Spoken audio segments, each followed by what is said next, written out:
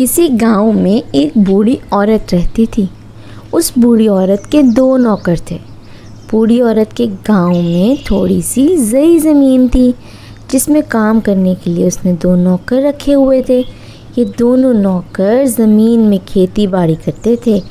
اس بوڑھی عورت نے گھر میں ایک مرغا بھی پال رکھا تھا جس کی آواز سن کر وہ صبح سویرے اٹھ جاتی تھی۔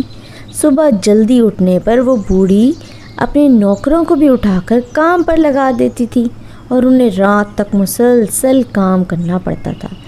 نوکروں کو صبح سویرے اٹھنا بہت برا لگتا تھا، لیکن مالکن کے جلدی اٹھنے پر ان کو بھی اٹھنا پڑتا تھا۔ سردیوں کی لمبی راتیں تو گزر جاتی تھیں، مگر گرمیوں کی راتیں چھوٹی ہونے کی وجہ سے نوکروں کی نیند پوری نہیں ہوتی تھی کہ ان کی مالکن صبح اٹھ کر شور مچانے لگ جاتی تھی۔ ارے کمبختو، نالائکو، سورج سر پر آ چکا ہے لیکن تم دونوں ابھی تک سوئے ہوئے ہو۔ کیسے سست اور کام چور نوکروں سے پالا پڑا ہے۔ اب جلدی جلدی اٹھو اور کام شروع کر دو، ورنہ ایسی پٹائی کروں گی کہ ساری سستی اور کام چوری بھول جاؤ گے۔ بیچارے نوکر مار سے بچنے کے لیے فوراً چارپائی سے اٹھتے اور ہاتھ منہ دھو کر کھیتوں کی طرف چلے جاتے اور رات تک کام کرتے رہتے۔ بوڑھی عورت کے جلدی اٹھانے کی مصیبت سے چھٹکارا پانے کے لیے انہوں نے کئی بار سوچا، لیکن کوئی ترکیب سمجھ نہ آئی۔ ایک روز ایک نوکر دوسرے سے کہنے لگا کہ صبح صبح جلدی اٹھنے کی مصیبت سے جان چھڑانے کے لیے ایک ترکیب میری سمجھ میں آئی ہے۔ ہماری مالکن مرغے کی آواز سن کر صبح جلدی اٹھ جاتی ہیں، اس لیے کیوں نہ مرغے کو پکڑ کر ذبح کر کے کھا لیں، نہ رہے گا بانس اور نہ بجے گی بانسری۔ دوسرا نوکر یہ بات سن کر بہت خوش ہوا اور بولا کہ تم نے ساری زندگی میں پہلی مرتبہ کوئی عقل والی بات کی ہے۔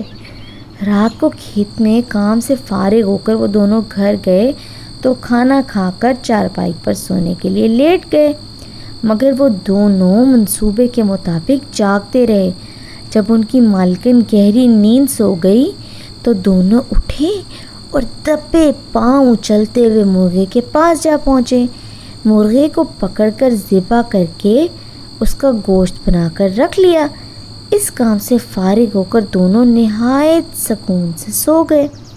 صبح بوڑھی عورت کی آنکھ بہت دیر سے کھلی۔ اس نے مرغے کو ادھر ادھر ڈھونڈا مگر نہ ملا۔ یوں اس کے نوکر خوب مزے سے سوئے رہے اور اپنی مرضی سے اٹھ کر کھیت کی طرف چلے گئے۔